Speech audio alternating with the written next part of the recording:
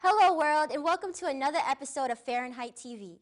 Adversities help shape people into the complex and unique individuals that they are. Their personal stories allow us to connect on how we're similar, and their experiences enable us to learn how we could also rise and be great. In Farenheight TV's Rise segment, we highlight inspiring and empowering individuals who have climbed above life's hardships but still remain humble and cooler than ever. Seven-time Emmy Award-winning producer Barrow Murray is a great example of that. She is an influential intellect who cares immensely about her community and its members. A pioneer in television, Barbara has broken barriers and opened doors to countless individuals. She has pride, sass, and a whole lot of class. Join us for this intimate portrait of the phenomenal queen right here on Farenheight TV.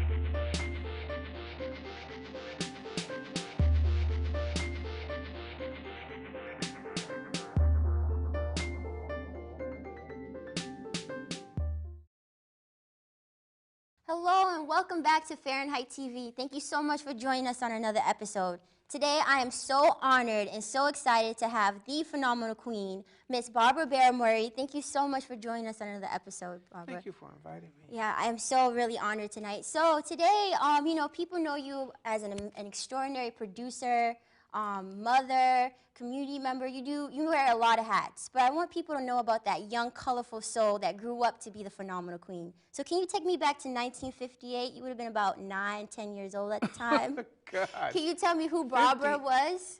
58, I was 10 years old. Mm-hmm. I spent most of my time with Elma Lewis in the Elma Lewis School. Dancing already? Yeah. Okay. So I started at 8. 8, okay. And then I just kept going to class. So was that your favorite thing to do, to dance? And what Yes, type of dances did you do? I wanted to do two things. I wanted to either be a doctor or a dancer. Okay. And my father said, well, you'll have to decide on the doctor piece a little later. Yeah. But I have a good friend whose name is Elma Lewis. I'm going to take you to her studio. Yeah. And you'll learn how to dance. And so her main technique was ballet technique. Okay. And so that was the first thing that I learned. Then after that, it was modern. Then after that, it was African dance. Oh, wow. So you were doing all 3 different types of dances. Which one was your favorite to perform? Modern. Modern? Yeah. Wow. But So you can't do that unless you can't do it well and properly unless you have a ballet technique. That's where you get all the lines. the form. It's where you build your strength. It's where you have your extensions. It's where you get your height. It's where you get all of that. Yeah. So ballet had to be the major technique. So 10-year-old Barbara was a dancer. She loved to dance. I was a student. You was a student, yeah. And so can you describe your relationship with Elma Lewis? Because, I mean, I know she was an incredible mentor to you. So why is it important to have mentors, and give us a little bit more Well, about Lewis? she taught us how to dance, of course. But, you know, when you're stretching on the floor or when you're at the bar, she would be telling you things about life. Okay. So you would be counting 5, 6, 7, 8, and then she'd break and tell you to get into another position and tell you something about life. Wow. If someone moves slowly to go from one position to the next, and you're supposed to snap to it almost like you're in the service. You just snap to it. Yeah. And if you couldn't do it, or you lagged around, or your eyes were wandering, and one of the You wasn't focused or anything. One of the studios we were in had windows, and so it was easy just to see people walking by. Yeah. She'd say, you know, when you waste your time in life, what you're going to find out is the way you rehearse life is the way you're going to live it. Now, if you're looking out the window when you're supposed to be here on the floor, You're not focused. That's just, you're doing the wrong thing. And so when someone tells you, hit the floor as a dancer, you're going to be late. Yeah. And therefore, you're going to be gone. Wow. So don't rehearse life improperly. And everything's a rehearsal. Yeah, yeah. Everything I do in life brought me to this moment here. This is the performance here. Yeah. So everything else in life is a rehearsal. Wow. So she instilled that in you at a very, very young age. In everybody. In everybody. Wow. So would you say she was like almost like a second mom to you? Oh, for sure. Yeah. My mom didn't like that. Oh, yeah, I can imagine. But she was. She really Wow. was. And my mom knew that's the way I felt. Everybody didn't feel that way, but that's the way I felt. Wow. Yeah. So are you the only child in your family, Barbara? No, I'm the youngest of 4. Oh, wow. Yeah, I'm the youngest of 4, but I'm the only one left now. Okay. Yeah, but all your siblings, they were great people to like grow up with and yeah, they were with. great. I had 2 brothers and 2 sisters. My oldest brother grew up in Canada. We all come from Canada. I'm the only one that was born here in the country. Okay. In the United States. My mom was naturalized. My father, of course, was born here. My brothers and sister were born in St. John, New Brunswick, which is where my mom comes from. Oh, okay. But they all treated me well. Oh, I'm glad. So you had a great childhood. My sister was a little bit sistery, you know, like, sit down, shut up, eat this sandwich and watch TV, you know, and get out of my, because she was a teenager. I was 2 that way. Yeah. So, but she was still good to me. That's awesome. You had really great role models to look up to and definitely keep you strong. So, in many areas, that's right. So did you continue to dance as we got closer to the 60s and the 70s? Because, I mean, during the 60s, you were a teenager, so you grew up in a time full of political and social change. So can you describe your world at the time? My world was still dance, and I was in a dance company then. I got in a dance company at 15. And I danced until I was like 21. Okay. Did you do performances only in Boston or? All around New England, and then an opportunity came where I could go to New York to try out. Oh, wow. I was good, but I wasn't great. And if you are not great, you're gonna, if you're really fortunate, you're just going to make chorus line. Okay. I had friends who did chorus line. Chorus line means basically you're in the back. Yeah. And you're just a hoofer. And you're continually working hard to the point where my friends had splintered shins. Oh and my gosh. I said, I don't want to do that. No. You know, I'm not good enough to be a soloist.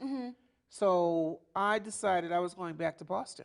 Okay. And I came back here. Were you a little disappointed about that, or were you just life. It was life, I mean, you accepted Miss Lewis set us up to know that you have to be prepared. I prepared as well as I could. However, I did not have strong enough technique to take me to the very top. Well, at least I had my friends got there, but I didn't. So I came back. I wasn't, and at that time, no one went to college that was a dancer. You didn't go to. There were no dance programs in any of the schools. So I came back. 21. And Miss Lewis, I was working for someone, I think, as a bookkeeper. Okay. And Miss Lewis found out I'd come back to Boston and started working as a bookkeeper. And she called me up and she said, "What are you doing?" So I said what I was doing. She said, "Oh, no, we did not spend all this time for you to be a bookkeeper. Yeah. It's okay to be a bookkeeper, but that's not what you studied to be." So she said, "You come over here to the National Center of Afro-American Artists," which was the umbrella organization of the Elmer Lewis School. Okay. And so I became the administrative assistant to the financial director there, whose name was John O'Sullivan Francis, and he used to work for the president at that time. But he came and helped Elmer Lewis, and I worked for him for about a year. And she said, "Okay, what I'd like for you to do is to go work in television now. If you're not going to dance, go work in television." Did you ever even think about television? I mean, did that ever Only to perform on it. I mean, I was at Channel 2 all the time dancing. Yeah, but you never thought you would be work. Like, yeah, work I never there. thought about it. So she was on the board of directors, a very influential woman. So I went to GBH, had an interview. Yeah. I had no degree now. Yeah. They were like, "Are you sure you can do this?" I said, "Sure, I can do it."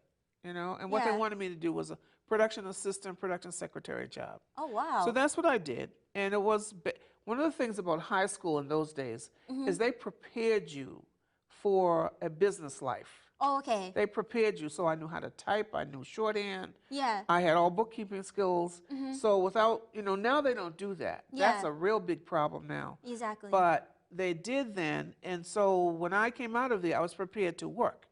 And so I was able to... So you were taking this as just a job. You didn't think you would have a career in it. It was just a job until I was there about 6 months. Okay. And I started realizing that I was working on productions constantly, but I was basically doing technical work, technical in the sense of keeping time as a production assistant, keeping logs of all the tapes, knowing where every tape was in the archives, working like that, helping to book the guests, stuff like that. Wow. So as I saw that everyone in there had a degree, everyone at WGBH, that's where I went, WGBH had a degree.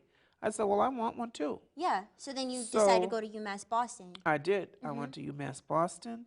I worked full-time. I went to school full-time. I was young like you, and I could pull it off then. Now I can barely get to work. But that's okay. One job at a time is okay.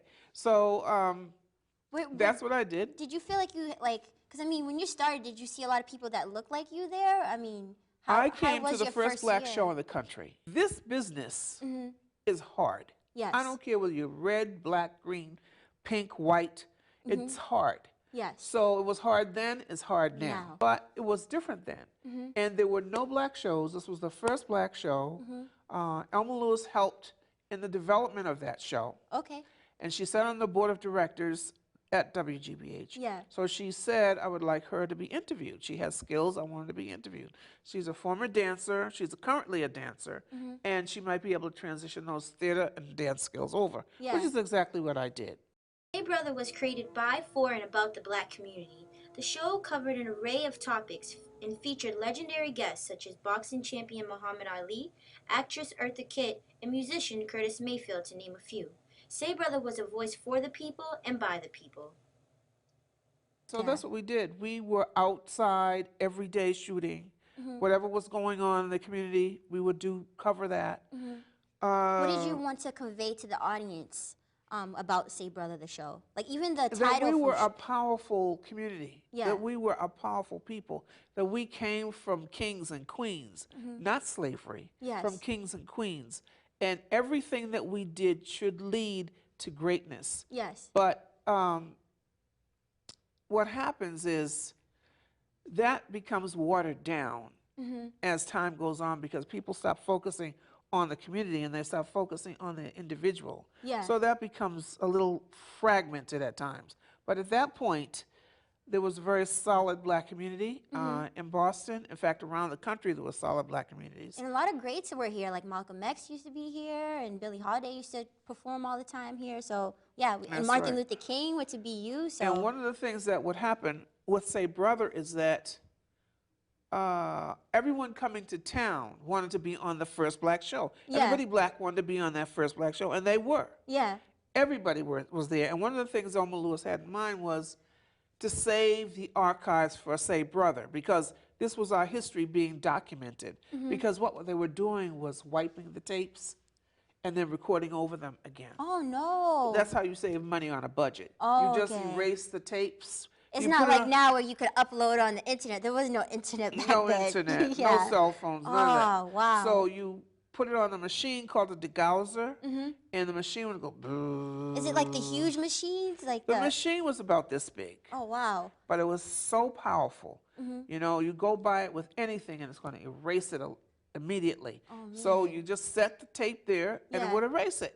Oh, man. So a lot of our history got wiped. So Miss Lewis became aware of that, and she said, what I want you to do, besides the work that they give you, is to protect our library, our history. Yeah. Protect those tapes. Don't let them wipe those tapes. And so every time we got a tape, we would get segment tapes, and then we have show tapes. Okay. And so the segment tapes might have the OJs on it, the Temptations on it. Oh my gosh. Lou Rawls on it. It would have all these people on it. Yeah. Don't wipe those tapes. Save those, because we would roll those segments into the actual shows. Okay. Okay. And these are all live shows that you guys were doing? No. Live and taped? No. We would tape first, and then we would have another taping, and then we would edit everything into one show. Oh, okay. Occasionally, we would go live, but not often. As we moved along in years, live was one of the things we opted for. Can I ask you about the title of Say Brother? Was that entitled purposefully? I mean, it's pretty catchy. And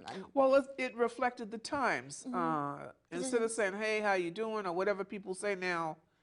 What's up, whatever like that. Yeah, what's up, whatever you all say. we say, brother. Oh, okay. Yeah, I like You know, it. that's Yeah. what you would say. That's one man would say to the other, say, brother, if they saw a sister, say, sister. Oh, So okay. that's how it went. Okay. So I love that. that became the tag for the show. So that was the name of the show. And you tell me you had the Temptations and all these like famous people. Did you ever get starstruck at all with, you know, all these great, you know? No, because that was part of my training growing up. Elma Lewis said, do not be impressed by anybody. Yeah. There was a period in my life, I think I was about 15, and she created Elma Lewis Playhouse in the park, at Franklin Park, Okay. which is still there. Yeah. And I was dancing with the dance company. Duke Ellington was playing the piano. Duke Ellington? For us to dance, yeah, for us to dance on the stage. Do not be stage struck. She said, the higher you go, the further you can fall. Do not look at anybody as a role model. Don't be impressed by anybody, particularly yourself. Just keep it so that everything is on an even level and you're working as a group, as a community, continue to build. We're going to take a quick break, and when we come back, we're going to learn more about, you know, how did you feel when you won your first Emmy, and more after this.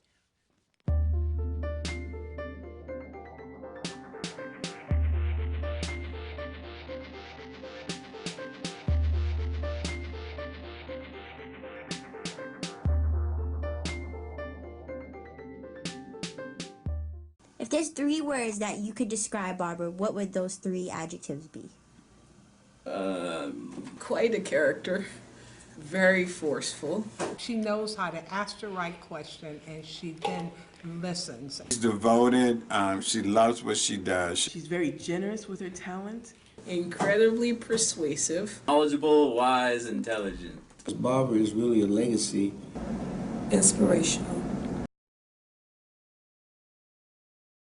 Okay, Miss B, where shall we begin? Well, I guess the one thing that's really has made us a great team so far is the respect that she has for me, as well as the respect that I have for her. She knows what it was like to be in the real world as well as I know. So there are times when I have to get it across that they're not doing it, or one of the new students or someone that's in the class is not doing it the right way or what should be done. You know, we have that respect that we will come out and say that to someone or whatever.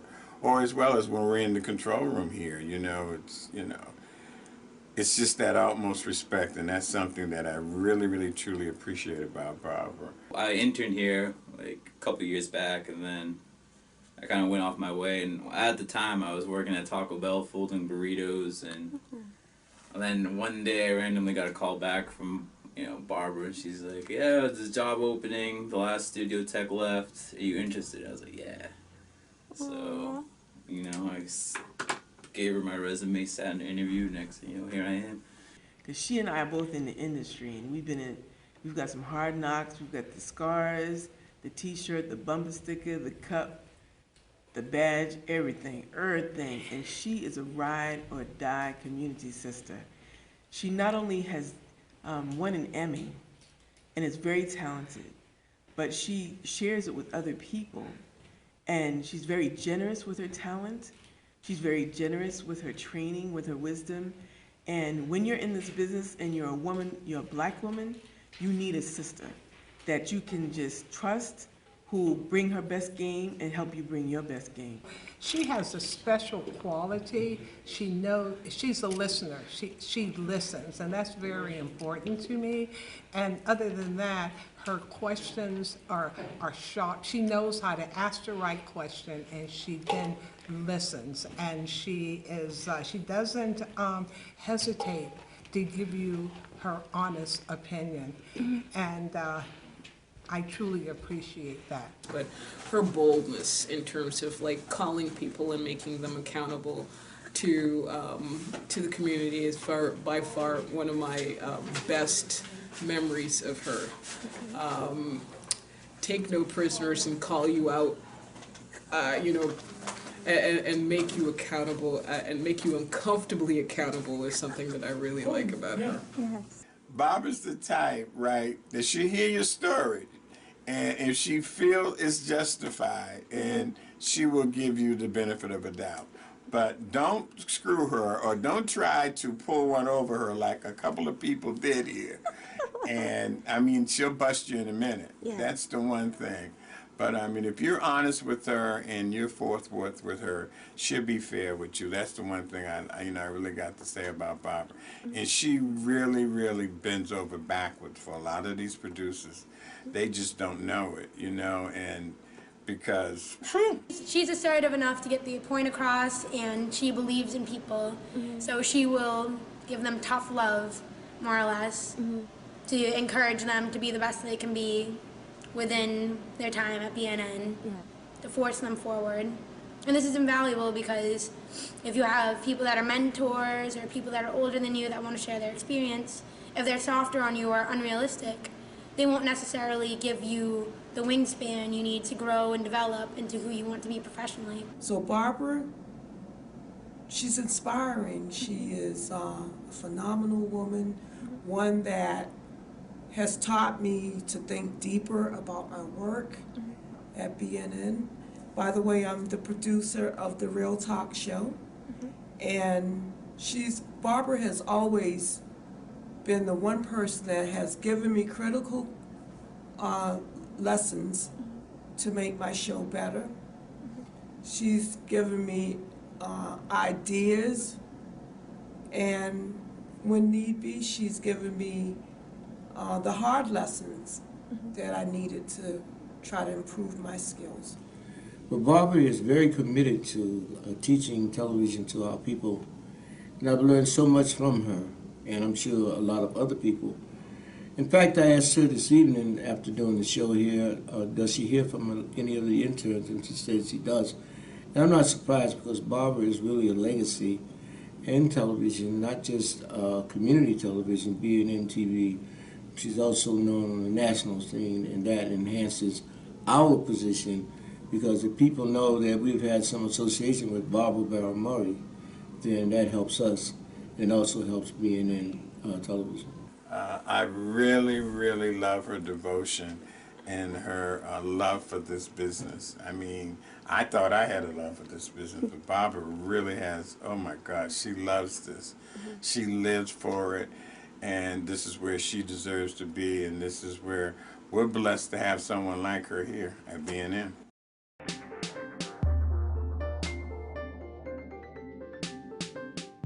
I know this might be a hard question. Is there a favorite episode or a favorite, like a memorable time on Say Brother that is like your biggest memory or your favorite? Blues and Gone was my most favorite program. Yeah. I went to New York. I brought 3 dancers that I used to dance with me to New York. Yes. The choreographer who was the dance director at the National Center of Afro-American Artists came to New York. He built a concept on You've Taken My Blues and Gone by Langston Hughes. You've taken my blues and gone. You sung them on Broadway and you sung them in a Hollywood bowl. And you mixed them up with symphonies and you fixed them so they don't sound like me. Yet you done taken my blues and gone. And the entire dance piece, we created a dance piece, and we created it around that whole concept. And it was dramatic, it was dance, it was out in the street, it was in the studio. We created a all nightclub. In New York?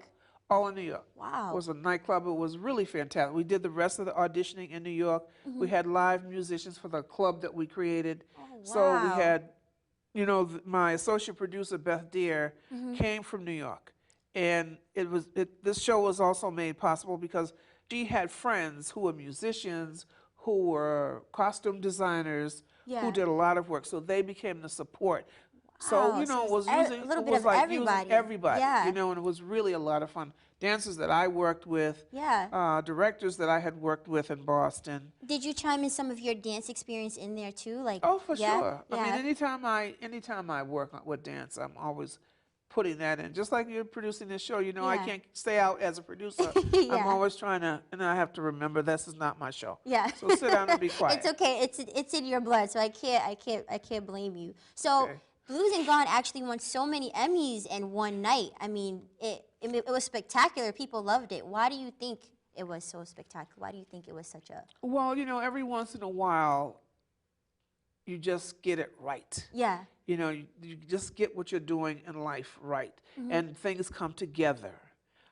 Everybody was in sync. Our lighting director came with us from WGBH. Yeah. The lighting was incredible. The scenic designer came with us from WGBH. These are all already award-winning people. Yeah. And then we had a choreographer who was incredible, who's done much work, and Billy Wilson in Boston, in New York. Wow. And he came back to New York with us back to New York from Boston with us to do the choreography. Put it all the costume together. designer was the cousin to my associate producer. She was incredible. Wow. So all the right people just came together together, at the yeah. same time. So my producing became a very big collaborative. Yeah, I love that. But you have to have the vision to see all of that as a producer, to pull it all together and just make it come out right.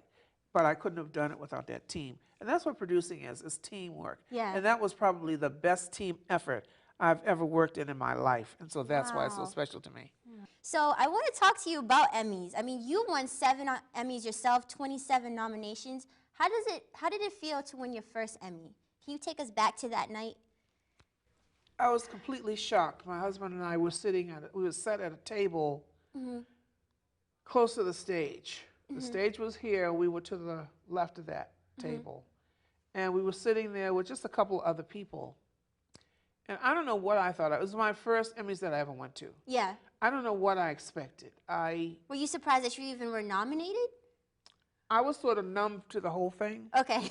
Because I had never been to the Emmys before. Yeah. And I'm sitting there with friends and my husband, and we're just talking and drinking, having drinks. Yeah.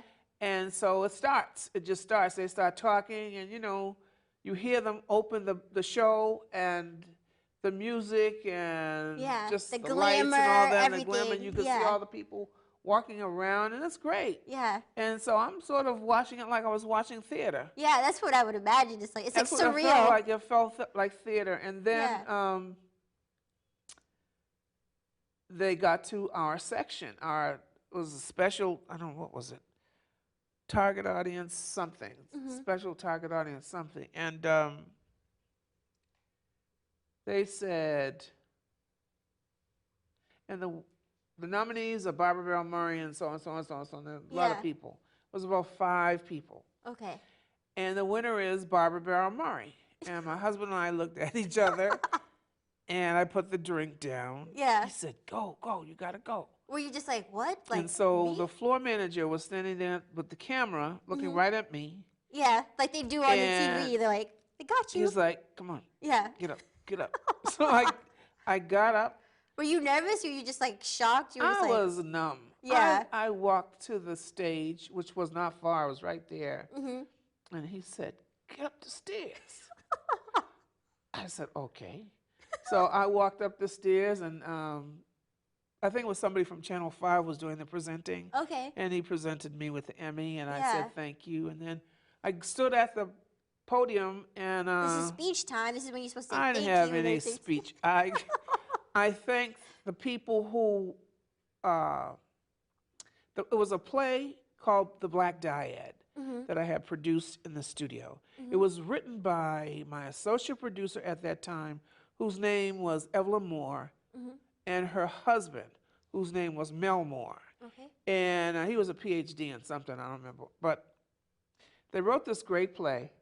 We put the play on in the studio. Because I have theatrical experience, we adapted it. Yeah. I remembered everybody that worked on the show, and I thanked them. Yeah. I did not remember the people who wrote it. Oh, man. I mean, there's so much pressure. What did they give you, like 30 seconds I to did say not all remember of this? my husband. And he's staring right at you like, Barbara, are you going to say my name? I thanked everybody. I waved the Emmy, and I remember coming down the other side of the stairs. Yeah. And walked around, and then got back to my chair. Do they let you keep it with you, or do Yeah, they take you it keep back? it. No, you keep it. And I sat there, I put it on the table, and my husband said, thanks for thanking me. He said, I'm with Rennie all the time while you're here working. Rennie is our son. Yeah. And he was a little boy. Yeah. And I said, oh, I'm so sorry. He said, go back and thank me. I said, I can't go back. He said, go back on stage. I Oh, wait a can't, minute. I Wait can't a go minute. back. But people are very serious about that. That's why Yeah. these people have all these little notes and stuff. Yeah, it makes They're sense. really serious about that, because if you forget, even the president of the station sent a note down and said, why didn't you thank me? Oh, man. Yeah, it's a lot of pressure, especially What if did you're he do? surprised. Other than help hire me? I Yeah. mean, but what did he do?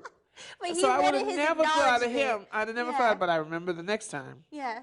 And I had to call up the two writers and apologize to them about the fact that I didn't thank them. But they were so excited that we won Yeah. 'cause that they said, that's They okay, did. it doesn't matter. They're Aw. really gracious about it. That's awesome. But it's very hard, you know. You win those awards and your mind goes blank. Yeah. You know, Do so- they time you? Do they play the music and everything when you're up there? Yeah, oh yeah, yeah. Oh, wow. Yeah. Oh, It's yeah. it's very fast. And even in the picture that we have of you, you look so happy. You're holding it up. Yeah, was it, that was it was, heavy at the time? Or you're like, wow. No, everything is surreal. Yeah. This picture with the gold dress, I won 2 Emmys that night. Wow. And that was for Blues and Gone and a documentary that I did when I came back to Boston called In the Matter of Levi Hart. Okay. There was a teenager who stole a car and was shot to death after a police chase. And there were 3 sets of witnesses, couples, who saw the shooting, and they gave their testimony in court. Yeah. And I knew the judge. He gave me the transcripts, Oh, and I wow. produced a documentary. I reenacted all the court work and produced a documentary. It was really a docudrama on that. Yeah.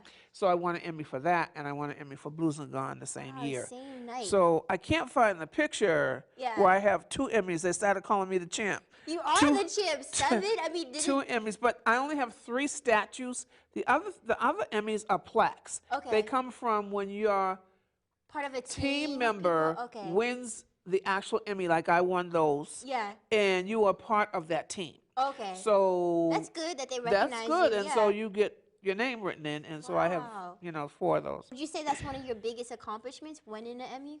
'Cause would you say that? And part of your career. My was biggest big. accomplishment was my son. Yeah. That's my biggest accomplishment. Yeah, that's Aw. my best production. That's my biggest accomplishment. Yes. Being a mother. I always wanted to be a mother. Mm-hmm. I lost my first child. Oh, And, when you lose a child, you are empty inside. There's a void there that you cannot fill. Yes. And so 10 years later, I got pregnant with Lorenzo. Mm-hmm. And Lorenzo became my biggest accomplishment. He Aw. supersedes all those Emmys, Yeah. but I'm happy Was that he I have around both. for any of them? For He any was of the around Emmys? for all of them. What do you mean? Aw. Yeah, Yeah. he was born from the very first one. I think the first one I won in 1981. He was born in 1977. Yeah. So Yeah, he was around. I remember one year he was watching television with his grandmother and saw me on television winning the Emmys. And so when I came home, he was dancing in the bed. Yeah. He Oh, knew so what it he's your was because he biggest saw some fan. already, huh? He's your biggest fan, basically. Well, he was. Yeah. I think he still is. I think That's so. a good thing to have. I mean, even in this article published in the Boston Herald in 1986 by journalist Jeanette Johnson, she says the mother of the 80s has more choices. She can stay at home, raise a family, go to school, or pursue a career, or even choose it all. And you basically chose it all. I mean, you're a mother, you're a working parent, you're a wife. Like, how did you juggle all of that? That must be so hard. Like everybody else, you just schedule everything. You have to have a partner. You have to have a partner that's willing to help. I had 2 partners. I had my husband, Lorenzo's dad, and I had my mom. Okay. And without them, I could have never made it. Yeah. Did I remember They're like your thank them in the backbone. first Emmys? No. Yeah. In the second and third Emmys, yes. You did, okay. But, yeah, you're working this business. When you work this business on the broadcast level, you start like 5 o'clock in the morning. Yeah. And by the time you get there, maybe it's 6 or 7. And you're working all day long, and you just keep going and going. Sometimes you don't get home. When Yeah. you're editing, you just don't get home. So I would call my husband. For years I did this. I would call my husband and say, bring me some fresh underwear. Yeah. Bring me a toothbrush. Bring me this. Because Bring you're me gonna that. stay overnight to. I'm not work. going to bed. I'm not Wow. going to bed, but I need these These things. personal Yeah. things so I could be fresh in the day. So I would just work through the night. Maybe I'd take a nap on a console for about an hour. Oh my Wake up gosh. and keep it moving. That is a lot to juggle, though. But you do it so effortlessly. Like, it's just part of you. Because it's teamwork. My husband was cool with it. He was a very good partner. He understood. He loved me. He loved what I did. He loved his family. So without him, I don't know what would have happened. But my son is very successful, and I'm very happy. Yeah. It really took teamwork to get him there. And my mom was a big part of that, too. Aw, so it's great to have a great, establishment like that when you go home to. You know that they have your back no matter what. One of the things that I could say is that I think these young girls need to think about what they're doing when they're just having children and not developing who they are as a person. Now, you don't have to do it all. Yeah. You can do some now and some later. Yeah. I know a lot of other women in different economic situations than us choose to freeze their eggs. Yeah.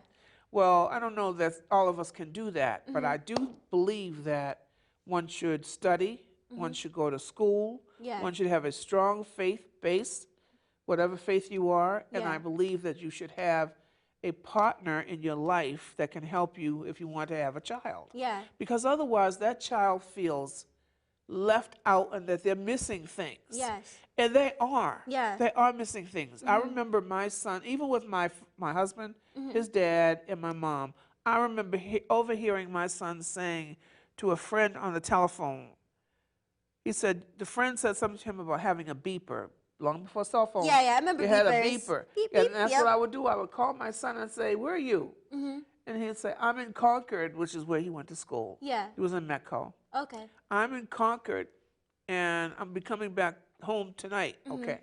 So I knew exactly where he was. He would tell me his Concord Metco mom's house. They have a Metco mom's. Oh, I didn't know that. That's cool. Yeah, they have a Metco mom. So, because if you're in Roxbury and they're in Concord or Carlisle, that's a big something gap. can happen, and you need somebody there to help. So they have Metco moms, which I think is wonderful, and they still need to continue to do that. I think so too. It helps. So he would tell you he's there. I overheard him saying to his friend said, you have a beeper? He said, yes, I have a beeper. And then I don't know what else the friend said, but then he said, yeah, I brought myself up. Brought himself up? That's how he felt, because I couldn't be there as a mom. Yeah. I couldn't be there as a mom. His dad was there, his grandma was there, but his mother was at work. That made you feel like terrible inside? When he said that, yeah, it hurts me to this day. Aww. It hurts me to this day. So you got to think about what you're doing. Yeah. So if you're going to have children, try to plan it so that you can have your career first. Yeah. Get that to the point where you have some feeling of achievement, self-achievement. Yeah. Then have your children. So you that can way be you can married give them through all all the of it. time that they deserve, and Then you can give them some time, and then you can step off and go back to work. You know, even though you said that, I know it hurts, I know to this day he loves you endlessly. Oh, I have no doubt about it. Yeah. I have no doubt about that. We talk all the time, Yeah. 2 or 3 times a week. But you felt like you missed out on something. it made me realize at that moment, and I haven't forgotten it, that I should have done this differently. Okay. And you do pay for having it all at the same time, Yeah. which is why people in our previous generations didn't try it. Yeah. They knew better. So that's why we thought we were so big and great, and we could do all this at once. You all couldn't do it, but we can do it. Yeah. But you have to pay. Yeah. You have to pay it comes for with that. sacrifice.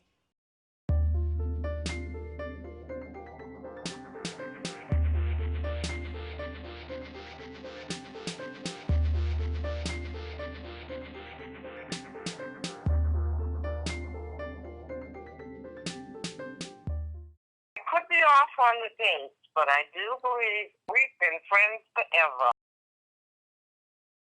Barbara and I go back maybe to the late 70s, early 80s, and it was when the company was really starting to roll ahead. And Barbara kind of took us under her wing. She knew a lot of the people, Big Smart and Bama DeLeo, Samarie, Natanju. My personal feelings, I love that woman because she definitely stepped out there to help us get started back in the day. And so my love for her is one of sisterhood, sister support, and an energy to see us move ahead. We'll never forget her, but she's been a role model in our lives, and she's made sure that we've gotten out there in the public eye. So our appreciation and friendship goes really deep. What I would say about my mom is that she's just a very strong-willed individual. Growing up with her, certainly at the time when I was a kid, I took everything I had for granted in the sense that I really didn't have to appreciate that until I got into my teenage years and, then as a young adult. And obviously now, I still look up to her to this day. She's probably one of my closest friends, if not my best friend.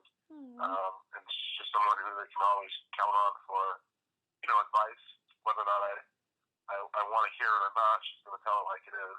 She's someone who's a very independent thinker. She was a role model not only to the community, but to many others that didn't even work for her. She was a powerhouse.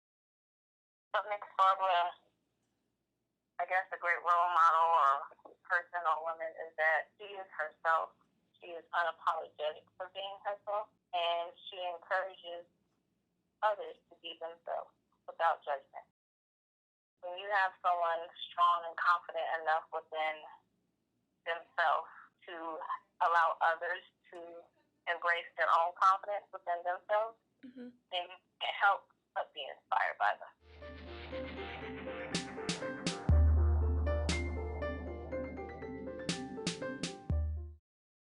Can you talk a little bit more about your involvement in Channel 4? Is it Channel 4 that you worked there, and then bring up BNN? I just want to get more about your career and Sure. Yeah. The way I got to Channel 4 was I had left Channel 2 in, I don't know, 87. No, I was at Say Brother till 86. 87, I worked on a special production unit. Then I left there, and I started my own production company with two friends, Beth and Paul Dare. We produced things on Cab Calloway. Yep. Did you guys go to Barbados Billie Holiday. together? We did Barbados Better Than Ever for the Board of Tourism. We did a lot of great stuff. And then while I was doing that, I got a call from Channel 4. I was referred to Channel 4 by a friend of mine who worked there by the name of Tanya Hart. And I went over there, and they said, we need a show doctor. So I said, a show doctor is someone that comes in, if your show is starting to falter, they're trying to save it. Oh, okay. So if it starts to falter, they need another producer to come in and try to get it to the point where people who in sales can sell commercials around it and keep your show on the air. So you're like that glue that basically holds it all together. You have to be a strong producer. You got to sort of whip people into shape that are not in the shape and tighten the show up. And just keep coming with hot stories. You're doing a commercial pace now. It's a little bit different.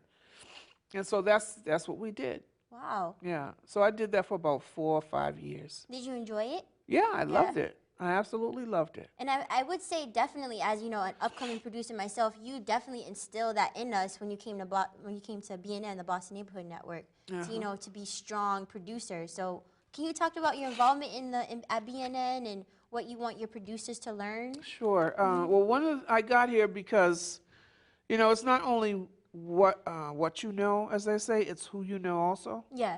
That who you know got me to Channel 2, who I knew got me to Channel 4. Yeah. You got to be ready when you get there. Yeah. But who you know can help get you through the door. Definitely. So look for opportunities to network because that's going to matter in your career. Yeah. To help make your career. And that happens for all of us, not just me. To make good relationships with people. And that's right. And don't burn bridges. Yeah. Don't think you don't ever have to go back across there because you do. Okay. So don't burn bridges. Make sure you don't. So the other thing is BNN, I was doing some freelance work as a proposal writer and a theatrical director for the Park Arts Department in Boston, for the city of Boston. And one of the people there, Alder Marshall was my supervisor, and one of the people there said, we need to create a fundraiser for some people who were burned out of their houses and didn't have enough insurance to rebuild. Oh, yeah. And so what we'd like to do is create a fundraiser where we can help subsidize the money that they need to rebuild their homes. Okay. So would you go to BNN and ask Curtis Henderson, the general manager, if we can use BNN to do a telethon? Oh, wow. So I said, okay. I knew Curtis Henderson because when I was producing Say Brother, he was in a rock band. What? And so, Curtis used to be in a he rock had band? long stringy hair, and he would sing rock. He was great. Like stringy hair, like Rick James type of stringy hair? Like Rick James, exactly. Oh my, I would have never imagined that. Wow. And we were You all need to young talk to once. Curtis. We were all young Yeah, I once. love that. Wow. And so that's how I knew Curtis. So when I got there, Yeah. we were like, hey, how you doing? It was nice to see each other. And I told him what my mission was. He said, sure, we can come and produce the telethon. That's awesome. And he said, but what are you doing? Yeah. So I told him what I was doing. I was freelancing at the City of Boston's Park Arts Department, and I was directing plays, creating a theater company, and working with young students and writing proposals. He said, why don't you come over here to BNN and teach for me? I said, I've never taught before. I don't have a teaching certificate. Yeah. He said, no, just teach what you've done in television. But you probably were teaching all along, Barbara, but you didn't even know that you were. Like, I'm I pretty don't positive know. when you were at, like... Well, when I was working with the kids in theater company, I was teaching. Yeah, but I mean, like, even though you don't have a certificate, I feel like just being part of a team with you, you always are telling people how they could be better. So you probably were teaching. You didn't I even could have been. notice. You Yeah. might be right. Yeah. So what we did is I went through an interview with Curtis and Jim Atwood. Yep. And In 2001, I believe, right? yeah, Yep. exactly. And then they hired me in October of 2001. And I came here, and first I ran the education department. And that worked out for a little while. And then the community met with Curtis and decided that they wanted, we had two locations then, one downtown at the transportation building. Yeah. And one in the Roxbury Mall. So you would go between two No, locations? I worked downtown. Okay. And then the community met with Curtis and said, we would like, they knew me from Say Brother, we would like Barbara up in Roxbury to work in the studio with the black community. Yeah. And I said, as what? And Curtis said, the position is studio manager. Yeah. I said, well, what is that? What do they do? And he said, well, they manage the studio, they make sure all the equipment is operating, they work on all the technical aspects of television. I said, that's not me, I don't know how to do that. Because on television and broadcast, you're on one side of the union or the other. You're a producer, writer, director, or you're a technician engineer. Yeah, everything's assigned. You're not just... You're in a union. Yeah. You're in unions. So Yeah. you just don't, you can't cross. So I never got to learn that. Yeah. So even when I went to college, everything was theoretical, but it was based on being a producer. It was production oriented. It was not technically oriented. Yeah. So Were you a little nervous about that? I didn't want to do it. Yeah. It was like 12 people at the table, and they were talking to us about doing that. And I said, well, I don't really want to do that. Yeah. And they said, well, we really need you to do that. I said, but I don't want to do that. So Curtis was getting ready to take me to dinner anyway. Yeah. He said, well, let's talk about it at dinner. I said, okay. So we talked about it at dinner, and he said, if you just do it for 6 months, that will appease the community, Yeah. and maybe we can move you around after that. I said, Just okay, to try it out. 6 It's like months. a trial. 6 months. So 6 months, that's 13 years ago. Yeah. So you loved it. Right? This So child's been going well, great. it worked out. I mean, Yeah. I love the people in my own community. I know them. They know me. Yeah. We trust one another. I try to give people what they need and what they want. And you've been doing And that for so long, I too. turned out to love teaching. Yeah. See, that was a component that I didn't realize I had to do. Jim Atwood made me aware that I had to do that. Yeah. And I absolutely loved it. You know, I created a curriculum. The curriculum was based on real television, not theory, Yeah. but what it really takes. And they had some kind of a program, but I just blew it out and made it real television Yeah. introduction, basic introduction. And I was working with a guy who used to work at Channel 5 whose name was Keith Williams, and he did the technical part for me. Okay. And then I did the producing, writing, and directing, and the hosting part. Wow. And yeah. so that's how we taught it. And that's how we continue to teach it. Now, the guy that's doing that with me now is Leroy McLaren. He's the main one. Yes. And he also came from Channel 5. In fact, he had been Keith's supervisor. In fact, when Keith decided he wanted to leave, he asked his guy, his former boss, to come and work with me. So I wasn't just left without somebody that I knew as a technician to help teach and also run the studio. Yeah. So basically, I do administrative work here, and I'm the head instructor, and I produce, and I try to help executive produce people, even though I'm not their executive producer. Yeah. I try to help guide people in terms of bettering their programs. And you do that so well. I mean, I wouldn't have a show without your guidance, so I thank you immensely from the bottom of my heart. You put a lot of confidence in people, and, you know, sometimes, like, there could be times where you're a little rough on us, but it's because you want us to go to our full potential. And I do. And I recognize that now. When I first started as an intern, I used to be, like, so nervous. I used to be like, oh, my gosh, I got to do it perfectly, or Barbara's not going to like this, so I'm glad that you're so tough on us. You learned well. Yeah. Because I would have never done this interview if I didn't think you knew what you were doing. I appreciate it. Okay. Yeah, that means a lot. So we're going to take a quick little break, and when we come back, we're going to talk a little bit more to Barbara and find out a little bit more about what's next.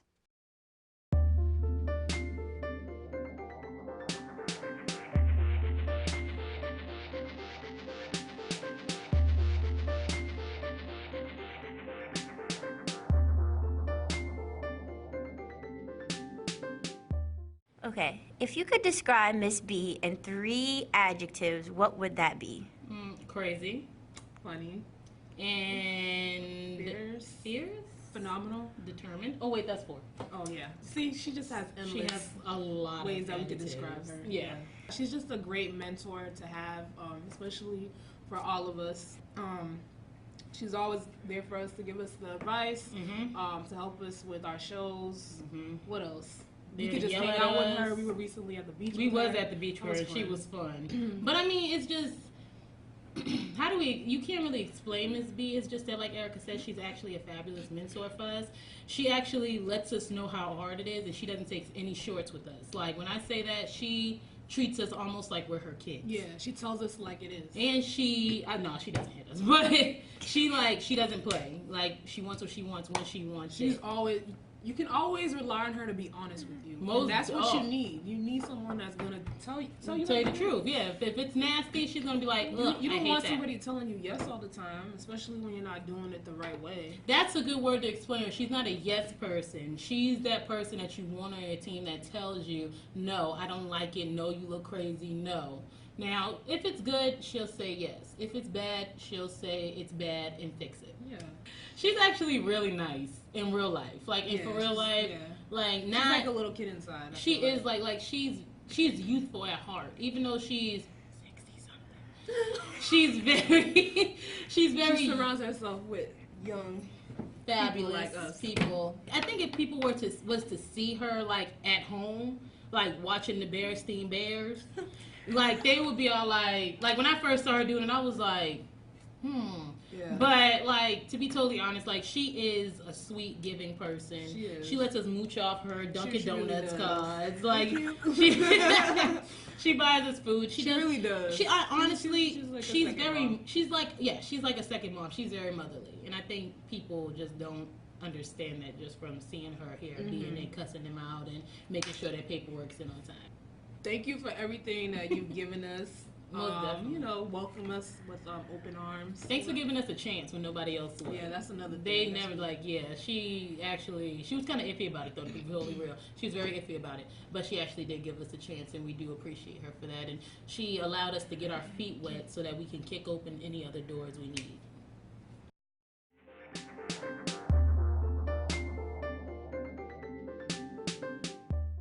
Well, thank you guys so much for joining us back on Farenheight TV. We are here with the phenomenal queen, Barbara Barrow Murray. So, Barbara, it's been about 40 years and counting in this industry. Has there ever been a time that you felt you wanted to quit at all? Has there ever been a tough time for you? Well, yeah, I've had tough times like anybody else, but quit, not quit. I had an experience when I was when I first came into WGBH, I met a switchboard operator.